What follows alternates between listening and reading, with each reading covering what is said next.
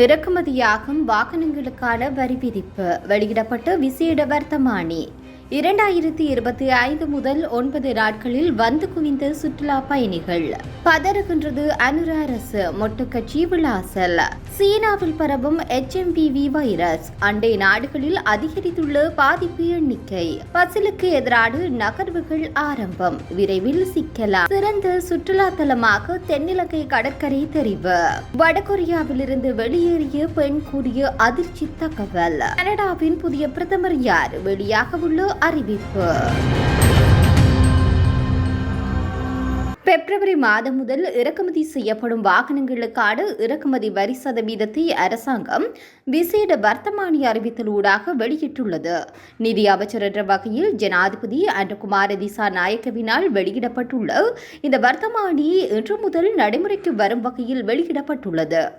அதன்படி உற்பத்தி செய்யப்பட்ட நாளிலிருந்து 10 ஆண்டுகளுக்கு மேற்படாத வாகனங்களுக்கு 200% மற்றும் 300% வரிகள் அதிகரிக்கப்பட்டுள்ளன. சில வகையான வாகனங்களுக்கு அவற்றின் இயந்திரத்திறன் அடிப்படையில் கொண்டு வரிகள் நிர்ணயிக்கப்பட்டுள்ளன. இதேவேளை இந்த வரி விகிதங்களின் அடிப்படையில் இறக்குமதி செய்யப்படும் வாகனங்களின் விலைகளும் வெட் வரி நீக்கலாக 15 முதல் 20% வரை அதிகரிக்கக்கூடும் என இலங்கை வாகன இறக்குமதியாளர்கள் சங்கம் தெரிவித்துள்ளமை குறிப்பிடத்தக்கது. இந்த வருடத்தின் முதல் 9 நாட்களில் மட்டும் 70,944 சுற்றுலா பயணிகள் வெளிநாடுகளில் இருந்து இலங்கைக்கு வந்திருக்கின்றனர். இந்தியாவிலிருந்து அதிக எண்ணிக்கையிலான சுற்றுலா பயணிகள் வந்ததாக சுற்றுலா அபிவிருத்தி ஆணைக்குழு தெரிவித்துள்ளது. இதன்படி 11,789 சுற்றுலா பயணிகள் இந்தியாவிலிருந்து இலங்கைக்கு வருகை தந்துள்ளதாக தெரிவிக்கப்படுகின்றது. மேலும் ரஷ்யா, அமெரிக்கா, ஜெர்மனி, ஆஸ்திரேலியா மற்றும் சீனா உள்ளிட்ட நாடுகளை சேர்ந்த சுற்றுலா பயணிகளும் குறிப்பிட்ட காலகட்டத்தில் நாட்டிற்கு வருகை தந்துள்ளனர். இந்த நிலையில் கடந்த ஆண்டு மாத்திரம் நாட்டிற்கு வருகை தந்த மொத்த சுற்றுலா பயணிகளுடைய எண்ணிக்கை 20,53,465 ஆகும். தேசிய மக்கள் சக்தி அரசு தற்போது பதற்றமடைய ஆரம்பித்திருப்பதாகவும் அவர்கள் ஊடகங்களை கையாளும் விதத்தில் இது தெளிவாகின்றது என ஸ்ரீலங்கா பொதுஜன பெரமுனவின் முன்னாள் நாடாளுமன்ற உறுப்பினர் சரித கீரத் தெரிவித்துள்ளார். இது தொடர்பில் ஊடகங்களிடம் அவர் குறிப்பிடுகின்ற போது, அண்மைக்காலமாக அரசின் பிரதிநிதிகள் சிலர் ஊடகங்களுடன் முரண்பட்டு வருகின்றனர். குறிப்பாக ஊடகத்துறை அமைச்சர் நலிந்த ஜேதிச ஊடகங்கள் தொடர்பில் பொருத்தமற்ற கருத்துக்களை வெளியிட்டு வருகின்றார். சில சந்தர்ப்பங்களில் கருத்து வெளியிடுகையில் பத்திரிகையாளர்களின் பெயர்களை குறிப்பிடுகின்றனர். நாடாளுமன்றத்தில் தொலைக்காட்சி அலைவரிசைகளின் பெயர்களை கூறி உரையாற்றுகின்றனர். நான் கடந்த காலங்களில் ஊடகத்துறை அமைச்சில் பணியாற்றியவன் என்ற ரீதியில் தற்போதைய அரசு ஊடகத்துறையை கையாளும் விதம் மிகவும் ஆபத்தானது என்பதை சுட்டிக்காட்ட விரும்புகின்றேன். அரசு தற்போது பதற்றமடைந்து துளங்களை வெளிக்காட்டும் நிலையை அடைந்திருக்கின்றது. வெவ்வேறு சம்பவங்கள் தொடர்பில் ஊடகங்கள் மாறுபட்ட கருத்துக்களை வெளியிடக்கூடும். இருப்பினும் நாம் அதனை பொறுமையுடன் கையாண்டு அதற்கு அறிவார்ந்த ரீதியில் பதிலளிக்க வேண்டும். மாறாக ஊடகங்கள் தமக்கு ஏற்றவாறு அல்லது தமக்கு சார்பாக செயற்படவில்லை என அரசு பதற்றமடையக்கூடாது. எனவே பிரதமர், ஊடகத்துறை அமைச்சர் உள்ளிட்ட அரசின் பிரதிநிதிகள் ஊடகங்களை பெயர் குறிப்பிட்டு தாக்குவதை உடனடியாக நிறுத்த வேண்டும். முன்னாள் ஜனாதிபதியின் பொருளாதார திட்டங்களே தவறு என்று தேசிய மக்கள் சக்தியினர் விமர்சித்தனர். தாம் புதிய பொருளாதார கொள்கையை கொண்டு வருவதாக கூறியே அவர்கள் ஆட்சிப்பீடம் ஏறினார்கள். ஆனால் ரணிலின் பொருளாதார கொள்கையை கடைபிடிக்கின்றனர் என்று அவர் மேலும் தெரிவித்திருக்கின்றார். சீனாவிலிருந்து தற்போது பரவி வரும் HMPV வைரஸால் பல நாடுகளில் பாதிப்பு எண்ணிக்கை அதிகரித்து வருவதாக தகவல் வெளியாகியுள்ளன. தற்போது சீனாவின் அண்டை நாடுகளான இந்தியாவும் மலேசியாவும் இந்த தொற்று நோயால் பாதிக்கப்பட்டுள்ளதாக தெரிவிக்கப்படுகின்றது. இதற்கு மாநிலமான கர்நாடகா அதற்கு துரித நடவடிக்கை எடுத்துள்ளது.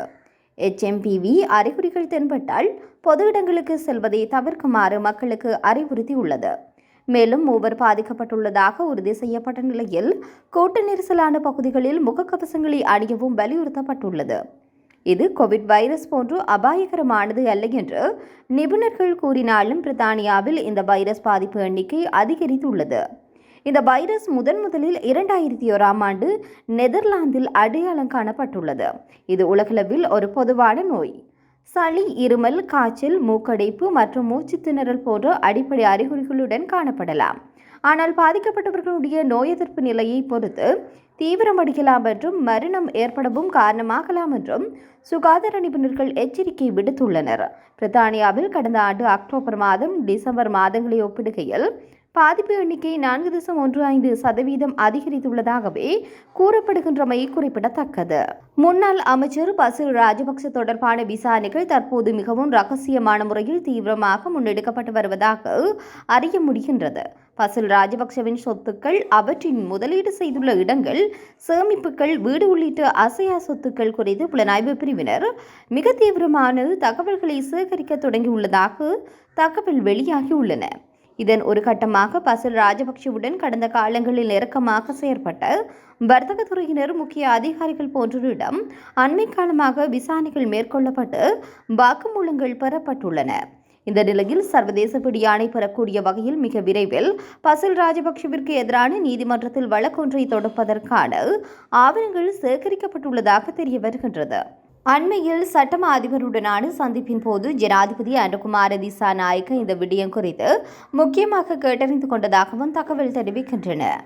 இதற்கிடையே எதவொரு விசாரணைகளுக்காகவும் இலங்கைக்கு தான் வரப்போவதில்லை என்று பசில் ராஜபக்ஷ தனக்கு நெருக்கமானவர்களிடம் தெரிவித்துள்ளதாகவும் அறிய முடிகின்றது. தென்னிலங்கையின் கடற்கரை பகுதி குளிர்காலத்தில் சுற்றுலா செல்வதற்கான சிறந்த சுற்றுலா தலங்களில் ஒன்றாக உலக புகழ் பெற்ற வோக் சஞ்சிகையினால் தெரிவு செய்யப்பட்டுள்ளது. தென்னிலங்கை கடற்கரையில் காணப்படும் இயற்கை எழில், பல்வேறு கலாச்சார காட்சிகள், வசதியான தங்குமிடங்கள் போன்றவற்றின் காரணமாக குளிர்காலத்திற்கான மிக சிறந்த சுற்றுலா தலமாக வோக் சஞ்சிகையினால் தெரிவு செய்யப்பட்டுள்ளது. இயற்கை எழில் கொஞ்சம் கடற்கரை, அதனை அண்டிய பகுதியில் காணப்படும் வனஜீவராசிகள், தேயிலை தோட்டங்கள் என்பன காரணமாக பல்லாயிரம் சுற்றுலா பயணிகளை கவரும் இடமாக தென்னிலங்கை கடற்கரை மாறியுள்ளதாக சுட்டிக்காட்டப்பட்டுள்ளது. அத்துடன் தென்னிலங்கை கடற்பிராந்தியத்தில் சர்ஃபிங் எனப்படும் அலைச்சறுக்கு, திமிங்கலங்களை பார்வையிடும் வசதி உள்ளிட்ட பல்வேறு இனிய அனுபவங்களை பெற்றுக்கொள்ளக்கூடியதாக இருப்பதாகவும் வோக் சஞ்சிகை பாராட்டியுள்ளது. இவ்வாறான விடயங்கள் காரணமாக குளிர்காலத்தில் வேறு நாடுகளை விடவும் இலங்கையின் தென்பகுதி கடற்கரை சுற்றுலா பயணிகளுக்கான மிகச்சிறந்த சுற்றுலா தலமாக தெரிவு செய்யப்பட்டுள்ளதாகவும் வோக் சஞ்சிகை சுட்டிக்காட்டியுள்ளது. உலகின் மர்ம பிரதேசமாக உள்ள வடகொரியாவில் விசித்திரமான சட்டங்கள் உள்ளது. இந்த நிலையில் வடகொரியாவில் இருந்து வெளியேறியதாக சொல்லப்படும் பெண்ணொருவர் கூறிய தகவல்கள் அதிர்ச்சி அளிக்கின்றன. வடகொரியாவிலிருந்து வெளியேறிய பெண்ணுடன் சமூக வலைதள பிரபலம் ஜோ ரோகன் நடத்திய உரையாடலின் போது அவர் இதனை குறிப்பிட்டுள்ளார். இது தொடர்பில் அவர் குறிப்பிட்டுள்ளதாவது, வடகொரியாவில் அனைவரது வீடுகளிலும் கிம் ஜாங் உன் படத்தை வைத்திருக்க வேண்டும். ஒரு தூசு கூட படியாமல் அந்த படம் இருக்க வேண்டும். திடீரென நள்ளிரவில் கூட வந்து அதிகாரிகள் வீட்டை தட்டி படத்தில் தூசி இருக்கின்றதா என பார்ப்பார்கள். அந்த புகைப்படத்தில் ஏதாவது அழுக்கி இருந்தால் அது அரசுக்கு விசுவாசம் இல்லாத செயலாக கருதப்பட்டு அந்த நபர் உடனடியாக கைது செய்யப்படுவார். மரண தண்டனை கூட இதற்கு விதிக்கப்படலாம். அல்லது குடும்பத்தில் 3 தலைமுறையினருக்கு கடுங்காவல் தண்டனை விதிக்கப்படும். ஒருவேளை வீடு தீப்பிடித்தால் கிம் ஜாங் உன் படத்தை தான் முதலில் காப்பாற்ற வேண்டும். அதன் பிறகு உயிரை காப்பாற்றிக் கொள்வது பற்றி யோசிக்க வேண்டும் என்று குறிப்பிட்டுள்ளார். கனடாவின் புதிய பிரதமர் யார் என்பதை ஆளும் லிபரல் கட்சி மார்ச் மாதம் 9ஆம் தேதி அறிவிக்கும் என தகவல் வெளியாகியுள்ளது. குறித்த விடயத்தை ஆளும் லிபரல் கட்சியின் தலைவர் சஜித் மெக்ரா வெளியிட்டுள்ள அறிக்கையில் தெரிவித்திருக்கின்றார். கனடாவின் பிரதமராக இருந்த ஜஸ்டின் ட்ரூடோ கடந்த திங்களன்று தன்னுடைய பதவி விலகல் முடிவை அறிவித்தார். இதனைத் தொடர்ந்து புதிய பிரதமரை ஆளும் லிபரல் கட்சி தெரிவு செய்வதற்கான செயல்முறையில் ஈடுபட்டுள்ளது. புதிய பிரதமர் யார் என்பதை அறிவிக்கும் வரை ஜஸ்டின் ட்ரூடோ பிரதமராக நீடிப்பார். இந்த நிலையில் லிபரல் கட்சியின் தலைவர் வெளியிட்டுள்ள அறிக்கையில், வலுவான மற்றும் பாதுகாப்பான நாடு தழுவிய செயல்முறைக்கு பின் கனடாவின் லிபரல் கட்சியானது மார்ச் 9ஆம் தேதி புதிய தலைவரை தேர்ந்தெடுக்கும் என தெரிவித்துள்ளார்.